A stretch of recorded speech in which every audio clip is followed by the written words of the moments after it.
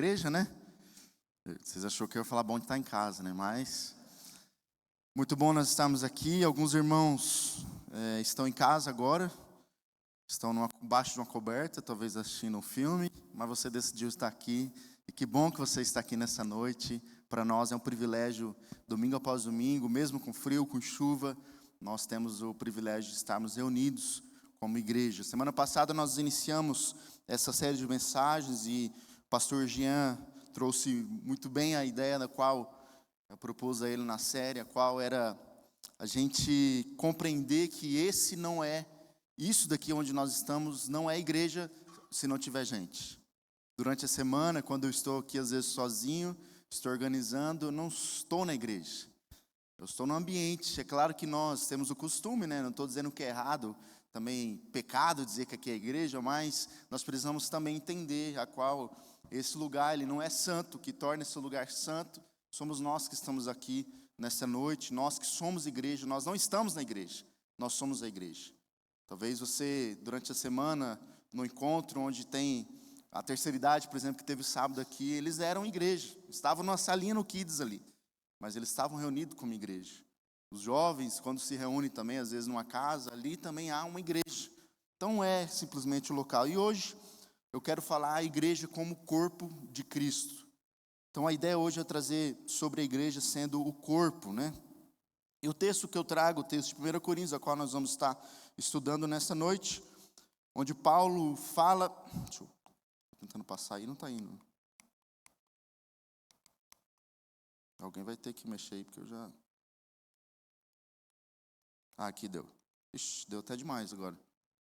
Volta lá. Aí já até deu o spoiler da série. O texto vai dizer o seguinte: o corpo humano tem muitas partes, mas elas formam um só corpo. O mesmo acontece com relação a Cristo. Mais uma vez, o corpo humano tem muitas partes, mas elas formam um só corpo. O mesmo acontece com relação a Cristo. 1 Coríntios, capítulo 12, versículo 12. Paulo, o maior escritor do Novo Testamento, escreveu cartas, escreveu epístola, escreveu diversos textos, a qual hoje nós temos a nossa Bíblia no Novo Testamento. Paulo, ele envia agora essa carta de 1 Coríntios à igreja de Corinto. Uma igreja a qual era uma igreja que estava crescendo, porém, com esse crescimento começou a dar algumas confusões, alguns atritos na igreja. Como é de costume, igreja, não só igreja, não, onde tem gente, tem problema. Na sua casa tem um problema? Não tem? Acho que acredito que todos nós temos problema na nossa casa.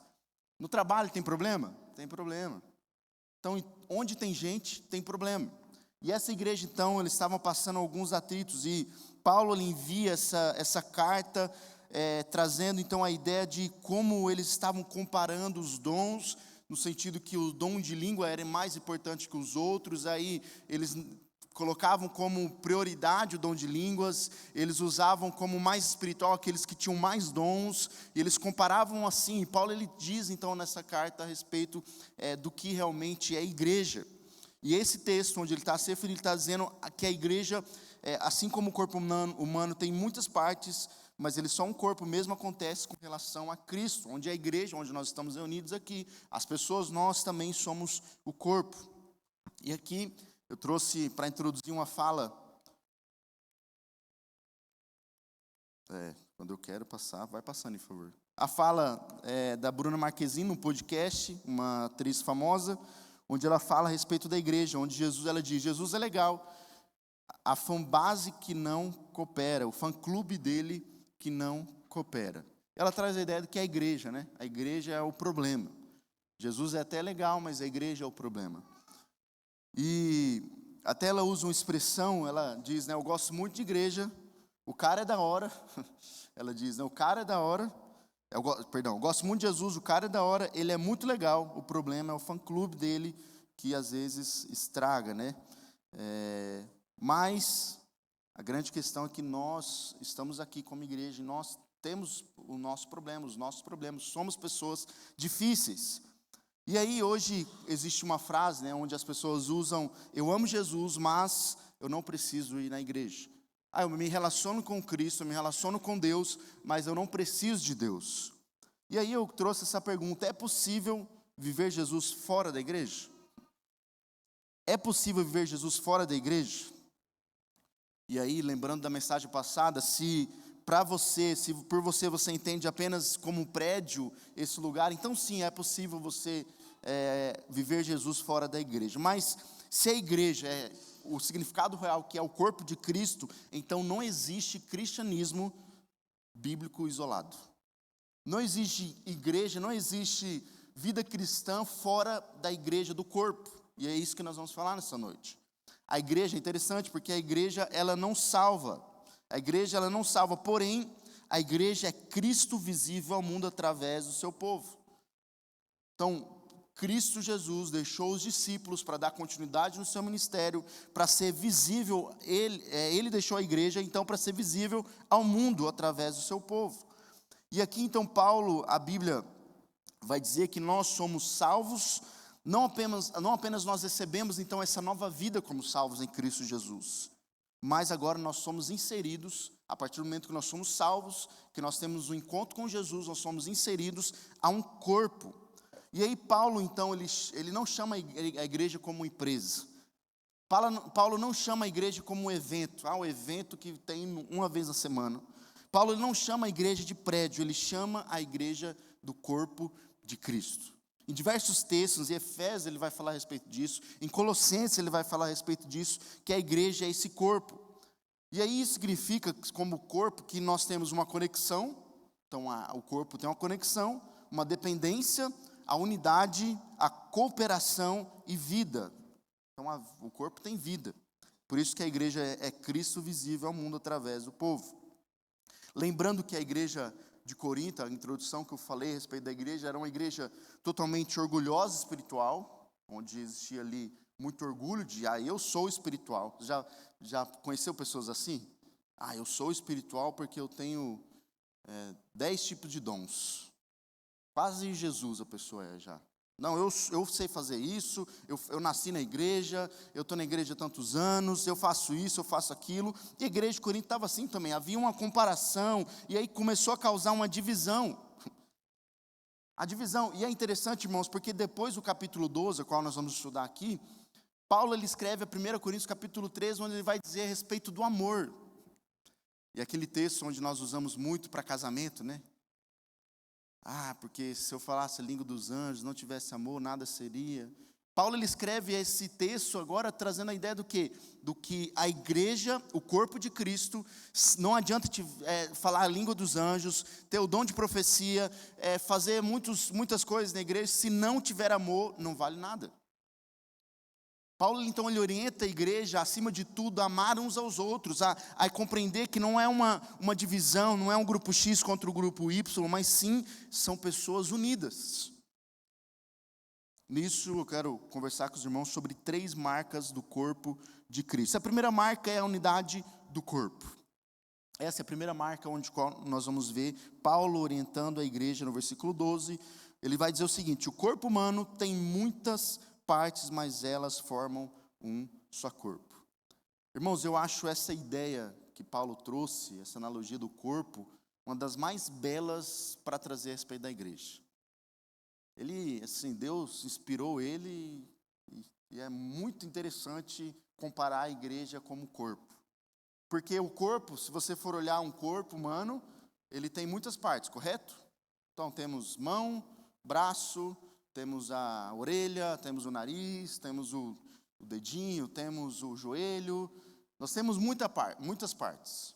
Agora, ele diz que elas formam só um corpo. Então, por exemplo, a sua mão, ela não tem um corpo à parte. Não, ela faz parte do seu corpo. Então, não são vários corpos que você tem. É um corpo que tem vários membros.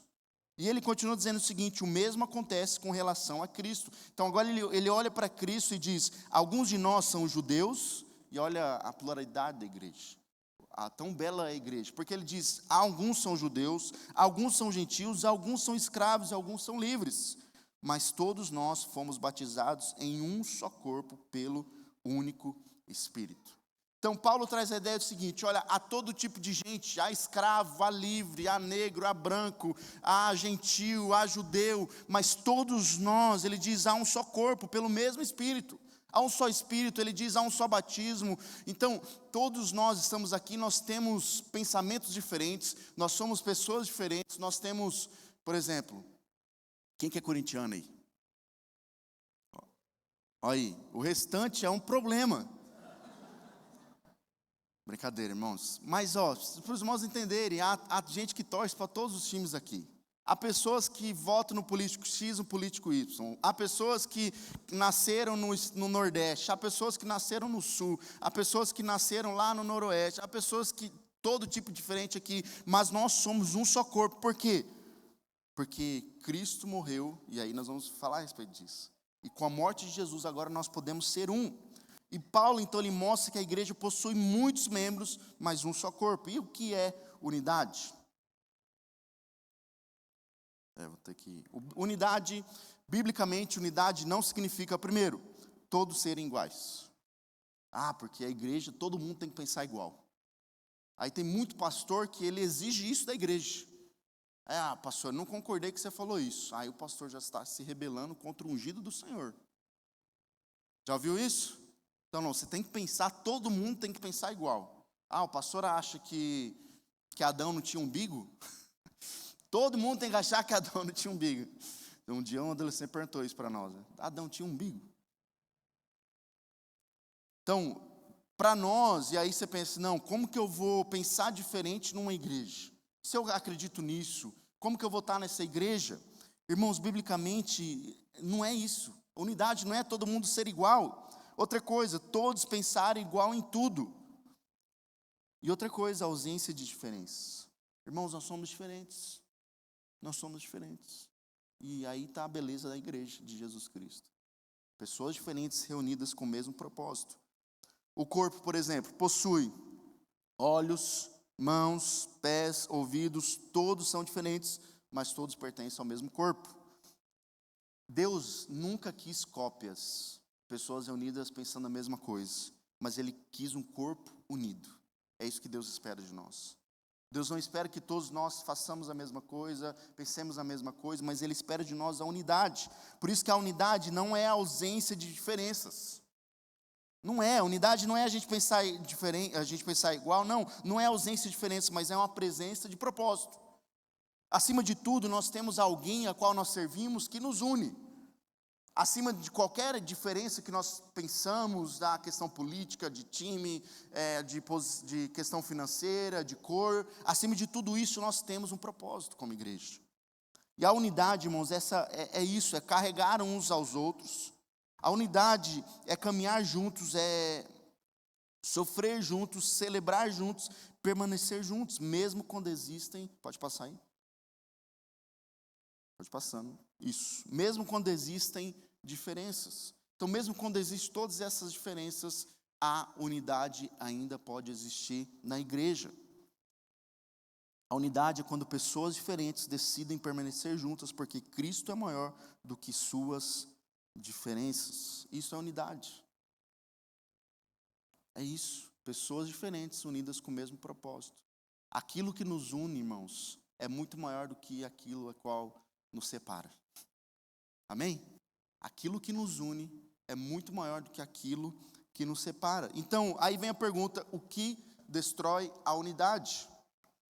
O que destrói a unidade? Primeira coisa, pode passando aí.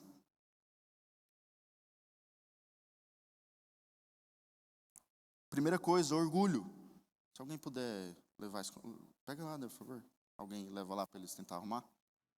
Porque senão nós não vamos falar a mesma língua aqui. Primeira coisa, o orgulho. Isso destrói a unidade. Pessoa orgulhosa, se você tem um coração orgulhoso, assim como eu algumas vezes, isso pode causar uma divisão na igreja.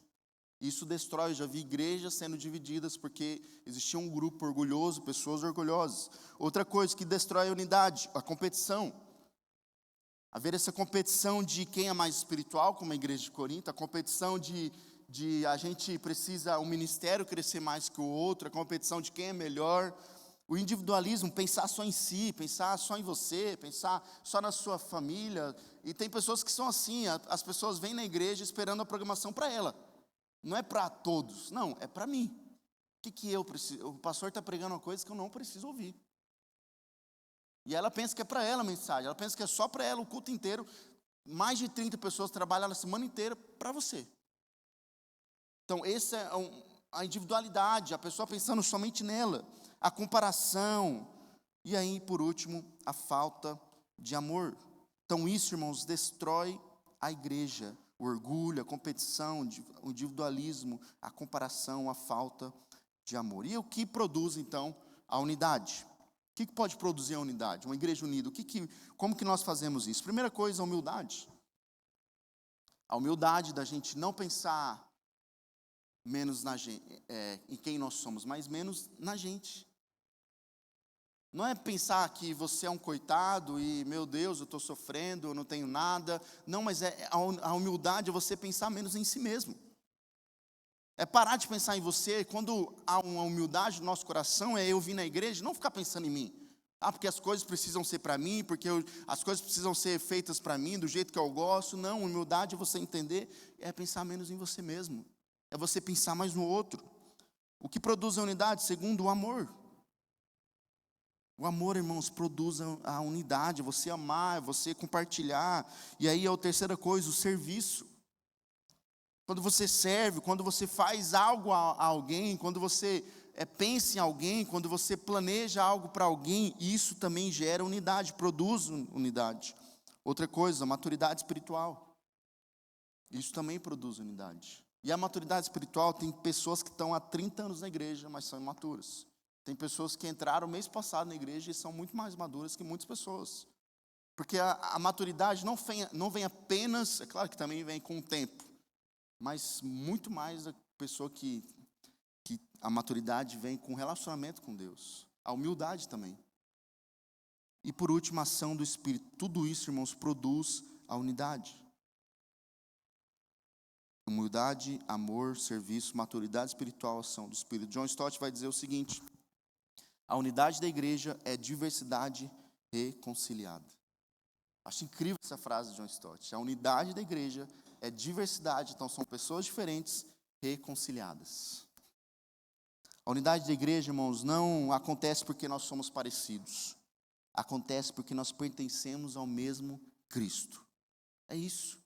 Não é porque a gente é muito parecido, não, porque a gente pertence ao mesmo Cristo. Nossa unidade em Cristo. Então, o que une a igreja? Primeira coisa, o que une a igreja? O sangue nos une.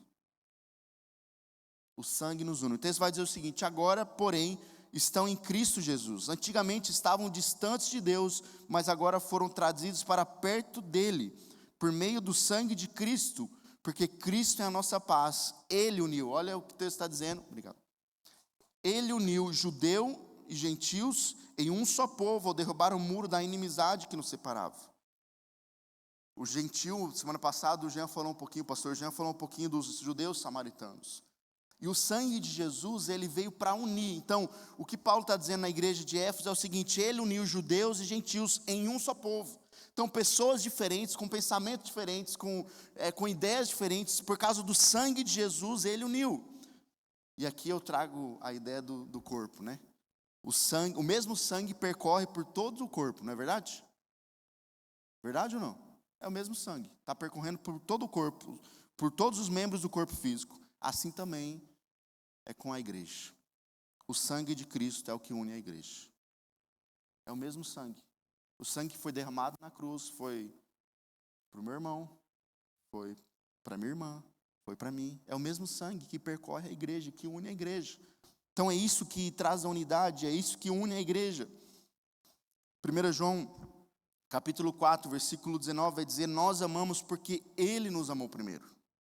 Então eu só consigo amar você, não é porque eu sou melhor que você, mas é porque Cristo me amou primeiro. Nós só conseguimos amar. Então o sangue de Jesus, ele veio para trazer a unidade. Então nós só conseguimos nos relacionar uns com os outros porque Cristo morreu por nós e nos ama. Assim agora nós conseguimos amar o próximo.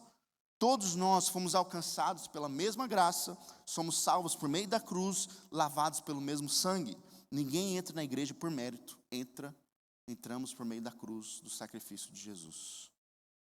É isso, nós não entramos no corpo pelo mérito. Porque eu sou bom e agora eu estou aqui. Porque você é mais ou menos e você está aí sentado. Não é isso, é por causa do sangue de Jesus. Não é por mérito, nós entramos por meio da graça, o sacrifício de Jesus por nós. Então, a primeira coisa, o que une a igreja é o sangue. Outra coisa, o que une a igreja é o Espírito.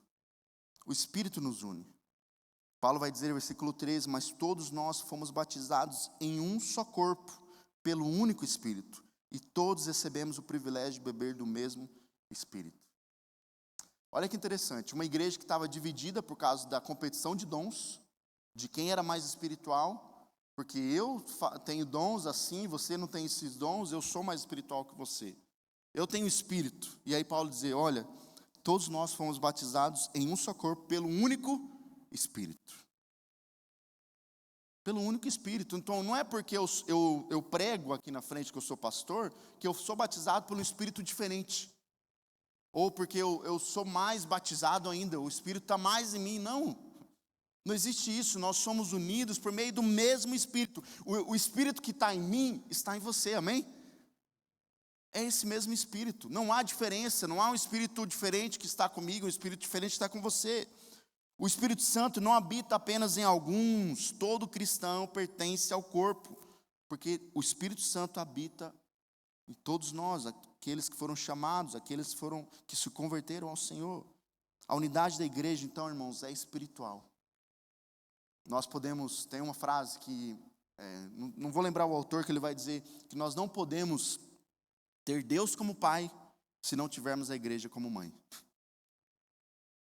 Nós não podemos ter a igreja como pai, se nós não tivermos a igreja como mãe. É preciso, sim, da igreja. É uma mentira, uma heresia dizer que nós não precisamos de igreja. Igreja não salva, isso é certo. Mas todo crente em Jesus precisa estar ligado ao corpo, à igreja. Então, você pode frequentar o mesmo prédio sem fazer parte do corpo. Você pode frequentar esse lugar aqui domingo após domingo e não fazer parte do corpo. Mas é impossível pertencer a Cristo sem pertencer ao seu corpo. É impossível. Você precisa estar ligado a um corpo. Por isso que a primeira marca é a unidade. A primeira marca é nós estarmos unidos, no mesmo corpo, com o mesmo objetivo. A segunda marca do corpo de Cristo é a diversidade do corpo. O texto vai dizer o seguinte, de fato, o corpo não é feito de uma só parte, mas de muitas partes diferentes. Se o pé diz, não sou parte do corpo porque não sou mão, acaso por isso deixa de fazer parte do corpo?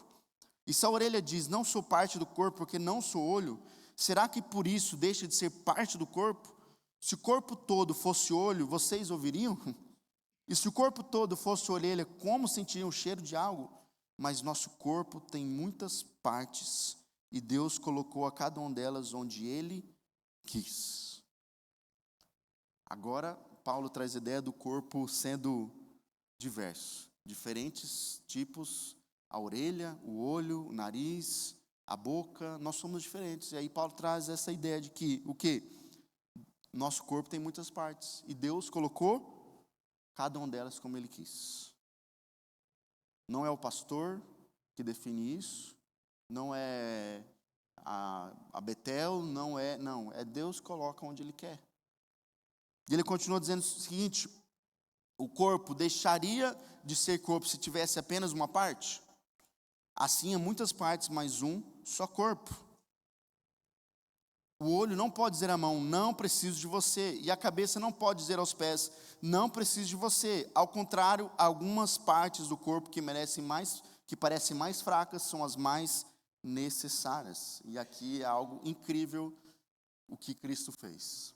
Algumas partes do corpo parecem ser mais fracas, mas são as mais necessárias. Hoje, nesse mundo a qual nós vivemos, o destaque, algumas pessoas parecem ser mais importantes que as outras, não é verdade? A gente olha, por exemplo, trazer até a ideia da igreja aqui. Muitas vezes as pessoas olham para a igreja e pensam, quem que é o mais importante? Pode dizer aí. Quem? O pastor. Pastor é o mais importante da igreja. Aí elas olham, não, aquele cara que está lá em cima, e tem uns que ainda colocam foto na frente. Já fiz um pedido aí para a diretoria colocar uma foto minha. Eu só pedido para emagrecer, porque essa foto não vai ficar muito grande lá na frente, entendeu? Mas alguns vão falar que não, é o pastor, ou quem fala, quem lidera, os líderes são mais importantes, quem aparece é o mais importante. Mas, irmãos, na perspectiva de Deus, os membros mais fracos são os mais necessários. Não é o pastor, não é aquele que lidera, não. É talvez você que exerce uma função mais simples, e talvez você pense, eu nem precisava estar aqui, qualquer um poderia fazer isso. Mas Deus está dizendo, não, você é necessário. Você faz parte do corpo.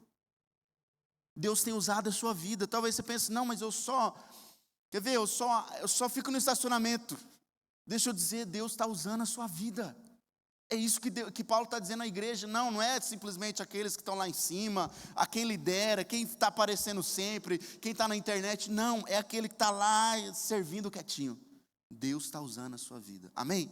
Você crê nisso, que Deus está usando a sua vida, não importa a função que você esteja exercendo.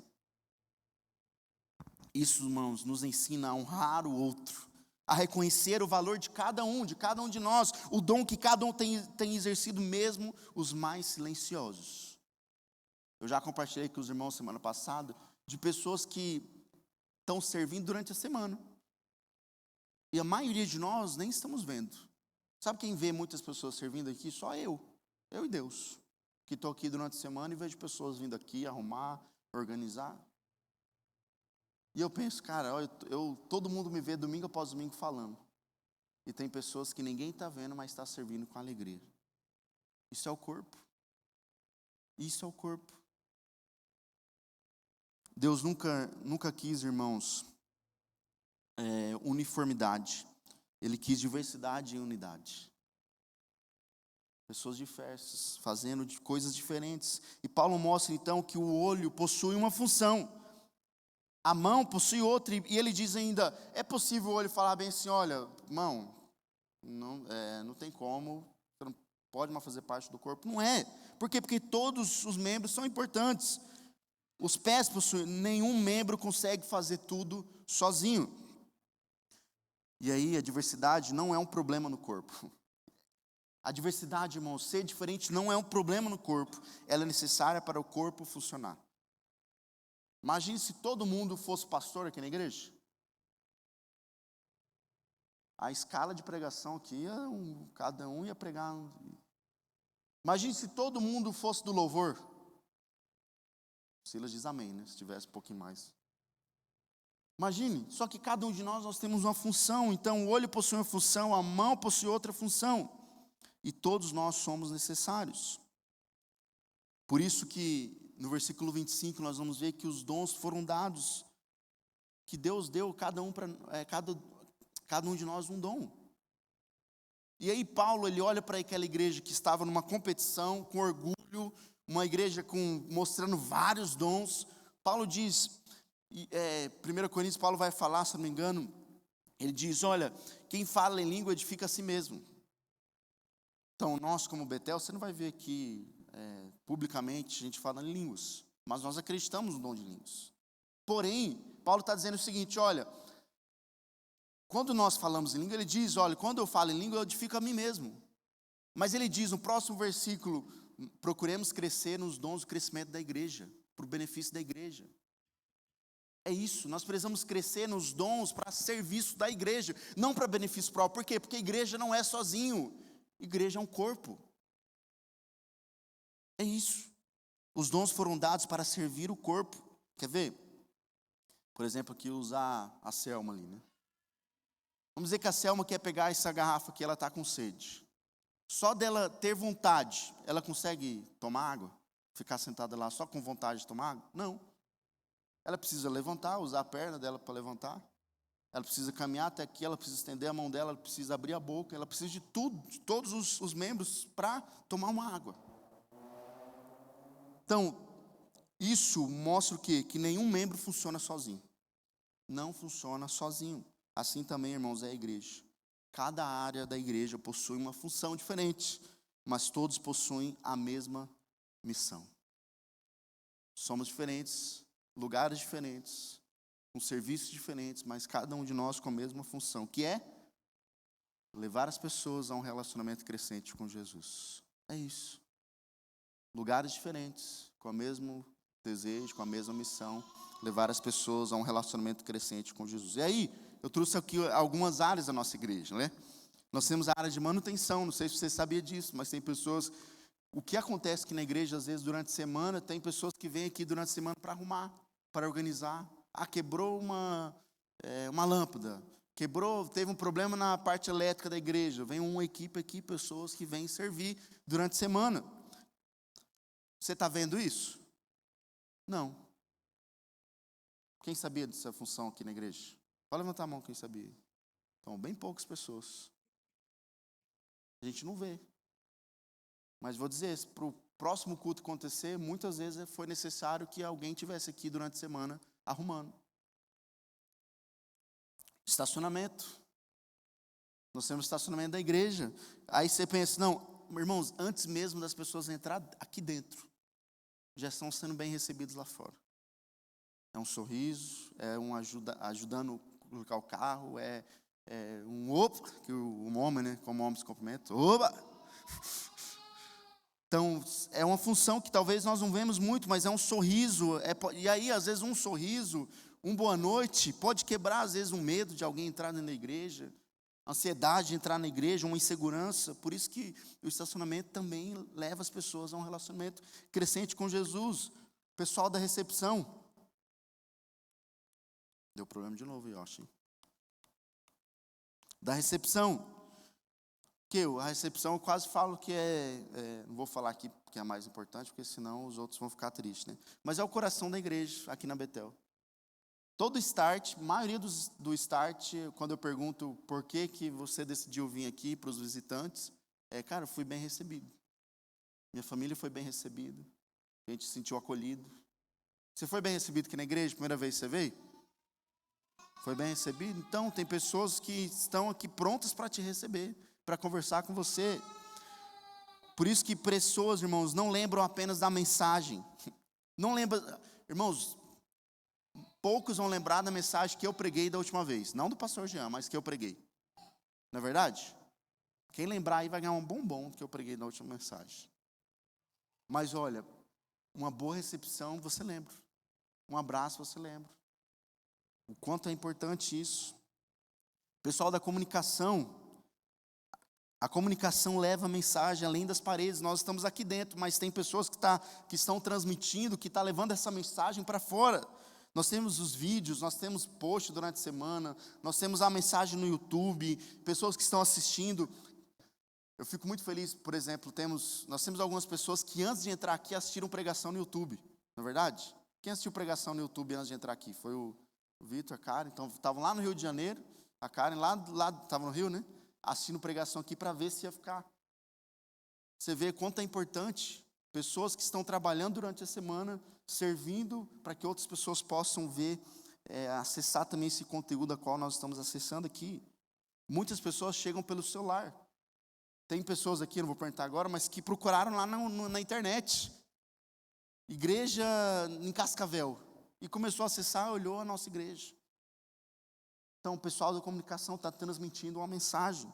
Nós temos a parte de sonoplastia, do som, iluminação e data show. Essas áreas, irmão, é aquela área que quando dá problema, todo mundo olha para trás. Deu problema no som, a gente já procura o marciano, já onde está o marciano. Deu problema na iluminação, cadê aqueles meninos que estão, era para ligar a luz, não estão lá. Então essas áreas, irmãos, não aparecem muito, mas ajudam a criar um ambiente para que a mensagem seja comunicada com excelência. Então, pessoas que estão planejando, acabou a pilha do microfone, a gente precisa comprar, já planeja comprar a pilha para o próximo domingo, já estão trabalhando para que a mensagem seja comunicada com excelência. Excelência também é amor pelas pessoas, excelência também nós fazemos por amor a Deus. E aí nós temos também a parte do Kids. E aí o Kids, irmãos, não é um momento onde qual nós como pais estamos aqui para assistir o culto e alguém precisa cuidar das crianças. Precisa entreter essa criança lá para que fique mais tranquilo aqui. Não. É um culto delas lá. É um momento onde elas estão aprendendo a mensagem de Jesus, que estão refletindo, que estão brincando, mas brincando com um propósito, aprendendo a respeito de Jesus. Estão ali formando futuros discípulos. O Kids, irmãos, durante a semana eles estão preparando material. O pessoal do Kids chega muito antes para preparar a sala, para preparar o ambiente. Enquanto muitos veem apenas crianças, Deus vê uma geração sendo moldada. Deus usando a vida daquelas mulheres, dos irmãos que estão se empenhando, ensinando as crianças. Nós temos a parte do Salt pré, os pré-adolescentes que estão reunidos lá agora. Nós temos também a parte dos adolescentes. E aí alguns usavam, né, que essa é a igreja do futuro. Não, é a igreja do presente. Eles também são igreja. Pessoas que estão discipulando. Agora, o Gustavo, que como pastor dos jovens, aí do Salt, dos adolescentes, tem feito um trabalho discipulado. Então, temos jovens, adultos, discipulando adolescentes. Cada um discipulando um, e nós já temos visto isso na nossa igreja. Então, acompanhamento, e muitas vezes você não está vendo isso, mas tem jovens exercendo essa função. O louvor não é tão importante assim, né, irmãos? Brincadeira à parte, nós sabemos do quanto parte do louvor, né? É tão bom a gente cantar louvores ao Senhor, a gente ouvir um bom som, o louvor está conduzindo as pessoas a uma adoração. Por isso que o palco, irmãos, não é um lugar de estrelismo, é um lugar de serviço. Aqui eles também estão servindo. E aí, essa frase do Nelson, pastor Nelson vai dizer o seguinte: nos primeiros 7 minutos de contato com a sua igreja, os visitantes já sabem se irão voltar. Antes mesmo de uma pregação, antes mesmo de um louvor, o visitante sentou na cadeira e já está pensando se ele vai voltar ou não. Por quê? Porque foi bem recebido no estacionamento, ou porque não foi bem recebido lá, porque não foi bem recebido na recepção, porque foi bem recebido na recepção. Por isso, irmãos, que nós como igreja, nós queremos fazer tudo com muita excelência, porque a excelência mostra também o amor de Cristo para com as pessoas. E aí chega a hora do quê? Da pregação. Momento onde o pastor, seja eu, seja outro pastor, tem a oportunidade de trazer a mensagem. E aí, não é o que eu acho, mas a palavra, é a Bíblia sendo pregada. E Andy Stanley vai dizer o seguinte, que como pregador, é minha responsabilidade de ofender as pessoas com o evangelho. A verdade dói muitas vezes, ela ofende. Então, como pastor, essa é minha responsabilidade. E ele diz, por isso nós trabalhamos tanto para não ofendê-las no estacionamento, nos corredores ou na recepção. Por quê? Porque na hora da mensagem, eu como pastor, eu vou ofender. E aí que eu estou dizendo ofender, que não é xingar, não, é falar a verdade. Usar a palavra de Deus. E às vezes dói, às vezes incomoda a gente, mexe na nossa ferida. Mas como pregador, essa é a minha responsabilidade.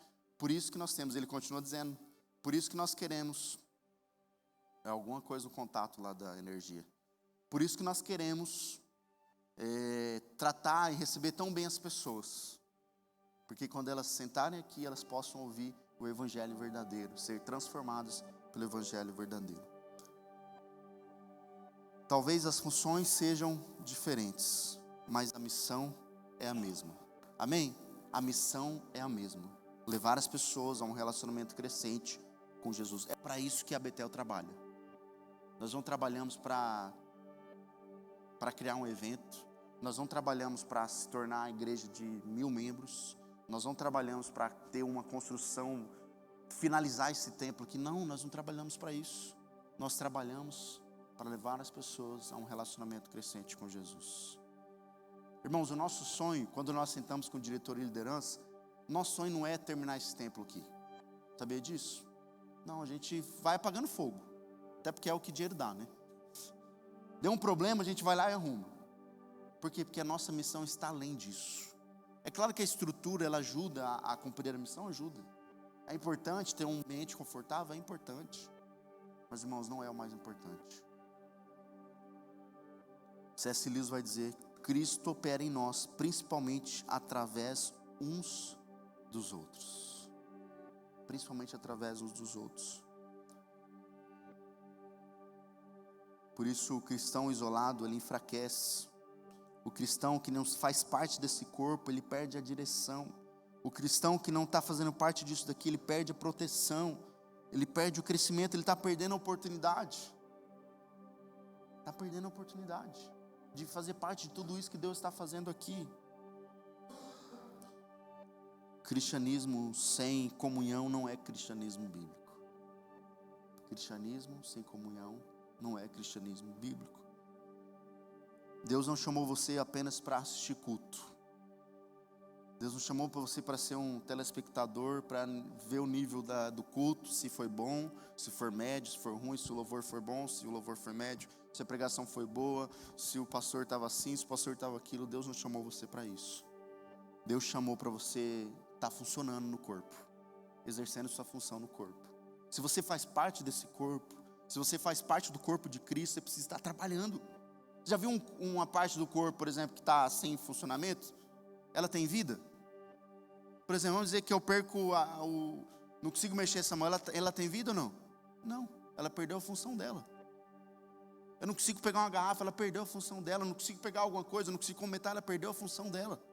Assim também é um membro que às vezes está dentro de uma comunidade como essa, mas não exerce a sua função, não tem vida. É duro isso, mas isso é verdade. E por último, terceira marca, a mutualidade do corpo.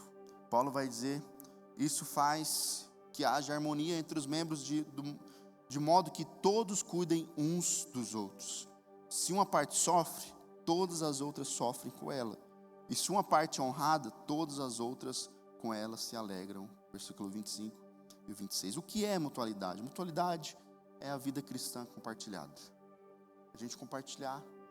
Há diversos uns aos outros na Bíblia. Diversos. Perdoai uns aos outros. Amai uns aos outros. Olha aí, quase 50 no Novo Testamento.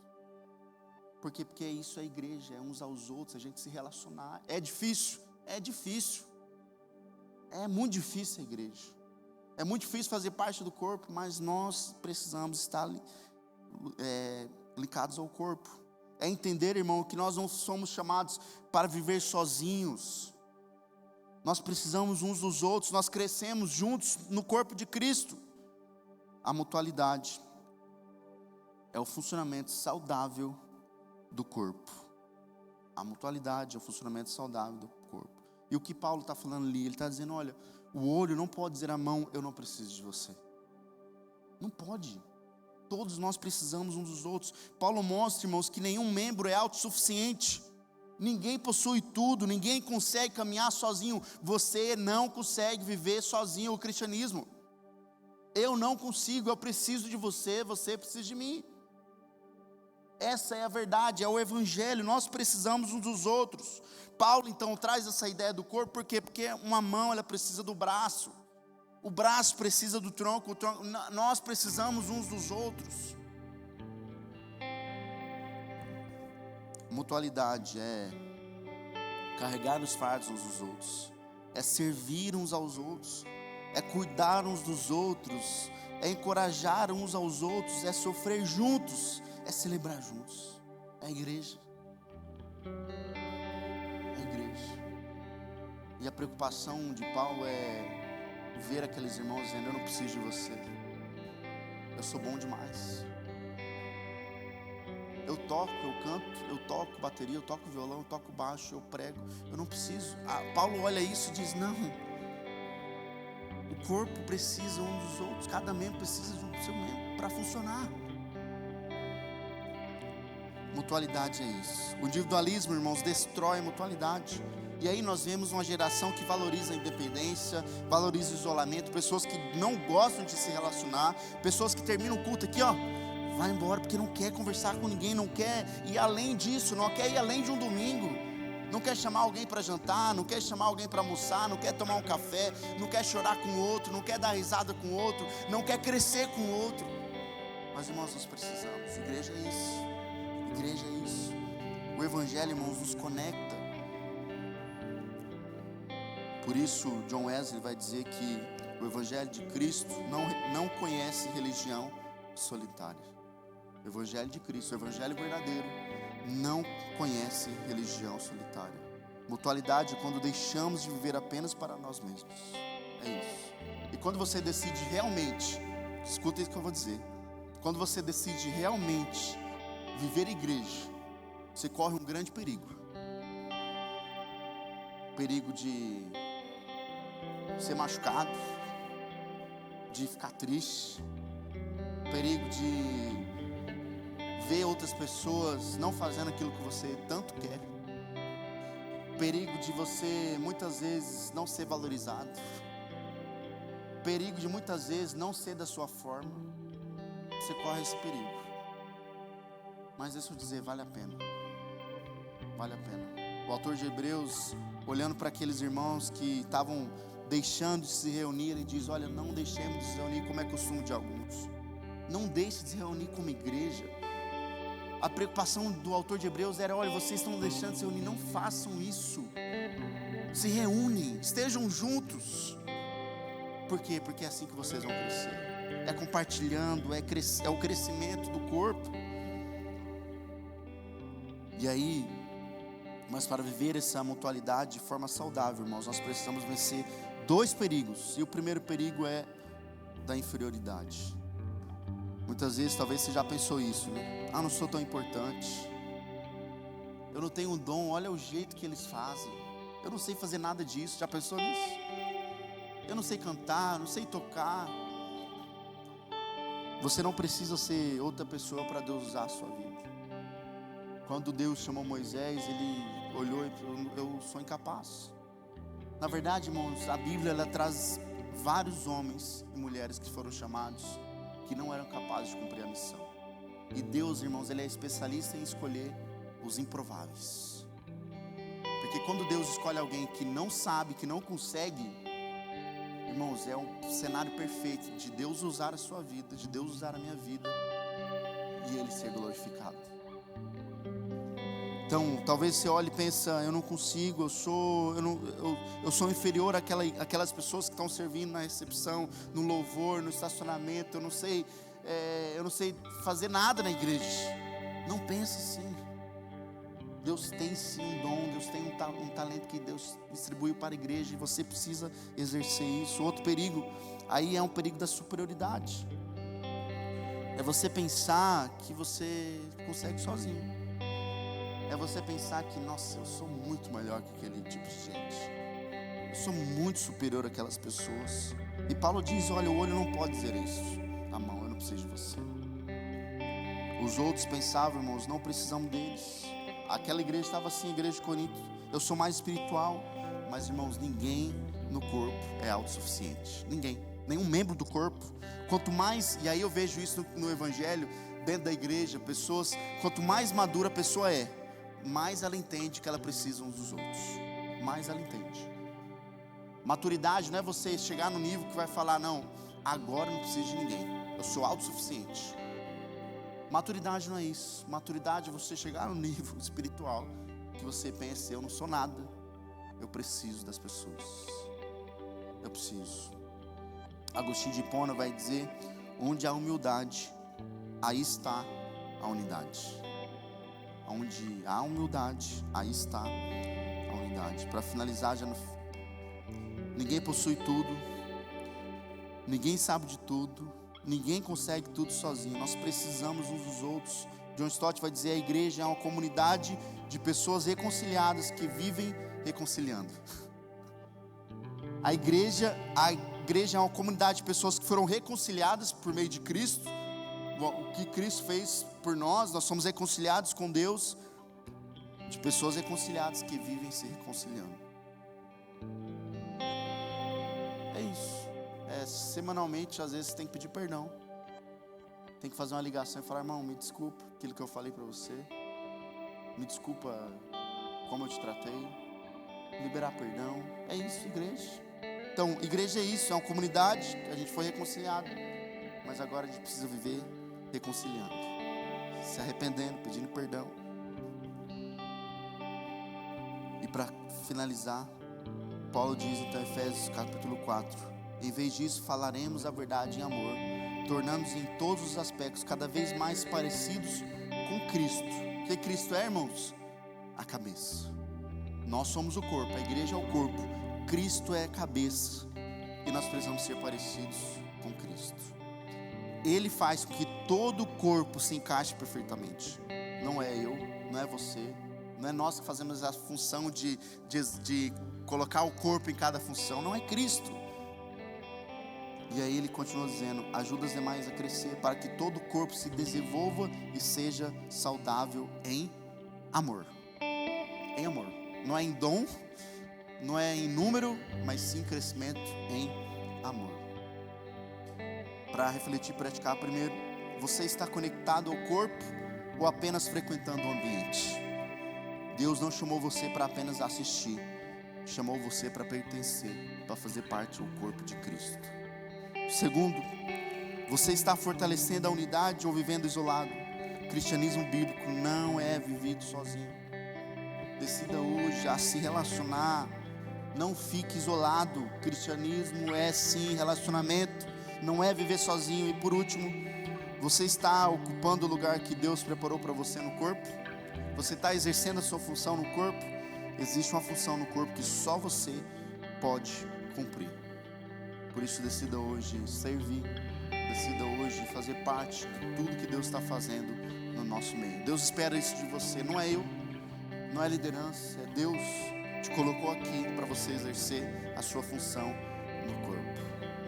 Amém? Feche seus olhos neste momento, vamos estar orando ao desafio de ser igreja, o desafio de fazer parte desse corpo. Mas eu convido você agora a não orar pela igreja, mas orar por você sendo igreja. Orar para que você possa cumprir a sua função no corpo de Cristo. Orar para que você cumpra a função como membro desse corpo. Para que você exerça essa função em amor. Para que você exerça essa função em misericórdia. Não por você, não por causa que você sabe fazer, mas sim para servir os outros. Talvez você exerce uma função aqui na igreja que você tem pensado e tem se diminuído. Talvez você olhe e pense: eu não sou tão importante. Mas hoje que Deus traz para nós a realidade que cada um de nós temos uma função diferente uns dos outros. E talvez a menos importante que nós olhamos ao olhar humano é o que Deus está dizendo: não, você é importante. Deus, nós estamos aqui como igreja, reunidos com um único propósito. Pessoas que são diferentes uma das outras. Pessoas que muitas delas pensam diferentes de mim e eu penso diferente delas. Mas nós estamos aqui com o único propósito, é glorificar o Senhor. Não é sobre nós, não é para nós. A igreja não é sobre o Felipe, não é sobre a Betel. Não, a igreja é sobre um corpo reunido, cumprindo a função. Deus, é a nossa oração é que a Betel, que esta igreja possa continuar cumprindo a sua função nessa cidade. Para que cada um que está aqui, cada membro, cada voluntário que tem servido com tanto amor, Deus, com tanta excelência, que possamos continuar fazendo isso, não para que a gente possa ser reconhecido, mas que Deus possa usar as nossas vidas a alcançar, talvez pessoas que vêm desamparadas, pessoas que vêm tristes, mas que haja um amor. Que possamos servir em amor, que possamos servir misericórdia, olhar a dor do outro como o corpo, a olhar a outra parte sofrendo, que haja, Deus, em nós uma dor pelo outro, que ao olhar a alegria do outro no corpo, que possamos também nos alegrar. Mas Deus, acima de tudo, o Senhor que é a cabeça, Cristo que é a cabeça, possa estar dirigindo a tua igreja, assim como o Senhor quiser, como o Senhor deseja. Essa é a minha oração, Deus, em nome de Jesus, amém.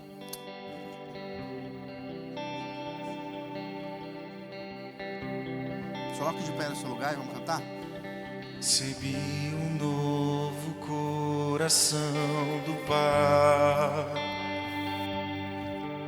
coração regenerado, coração transformado, coração que é inspirado por Jesus.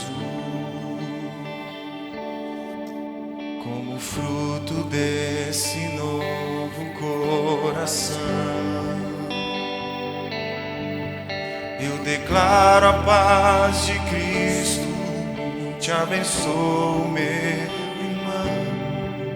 Preciosa é a nossa comunhão. Somos corpos assim bem ajustados, totalmente ligados, unidos, vivendo em amor, uma família, sem qualquer falsidade, vivendo a verdade, expressando a glória do Senhor, uma família, vivendo o compromisso do grande amor de Cristo.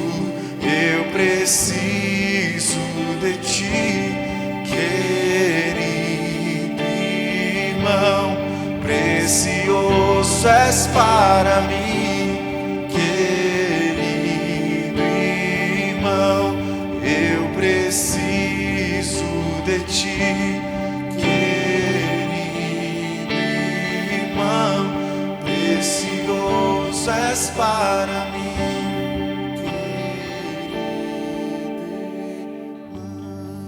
Nós te louvamos por esse momento. Obrigado pela oportunidade que nós temos de fazer parte do reino do Senhor, fazer parte desse corpo a qual nós somos tão pecadores e tão falhos, Deus, mas a tua misericórdia nos alcança, Deus, e nos perdoa. E agora juntos nós podemos, com o mesmo propósito, ser transformados pela tua graça, ser transformados dia após dia, ensinando uns aos outros, amando uns aos outros, Deus, e que esses uns aos outros possa ser realmente verdade nas nossas vidas. Que possamos parar de olhar para nós, para o nosso próprio umbigo, mas que possamos, Deus, olhar para a pessoa que está do nosso lado, olhar para a pessoa que está na nossa frente, porque esse é o Evangelho verdadeiro. O Evangelho verdadeiro não é um grupo simplesmente todo domingo reunido junto, mas sim, Deus, um grupo com um propósito de alcançar o perdido, de levar as pessoas a um relacionamento crescente com o Senhor. Nos ajuda a cumprir essa missão dia após dia. Nos leve em paz e segurança para os nossos lares. Esteja conosco, nos acompanhe. Que o teu Santo Espírito, Deus, esteja conosco dia após dia. E que a cada dia, Deus, possamos ser igrejas, sendo aqui na Rua Paraguai, sendo na Uruguai, sendo na Cambará, sendo no Parque Verde, sendo no Coqueiral, sendo aonde for, espalhada por essa cidade, pelo mundo. Que possamos ser igreja, Deus. Em nome de Jesus, amém. Amém. Que Deus abençoe. Até semana que vem nós daremos continuidade de nossa série. Uma coisa rapidinho antes que eu esqueça. Mato Grosso do Sul, lá no meu estado, lá tem uma famosa comida que se chama pucheiro. Alguém já ouviu falar?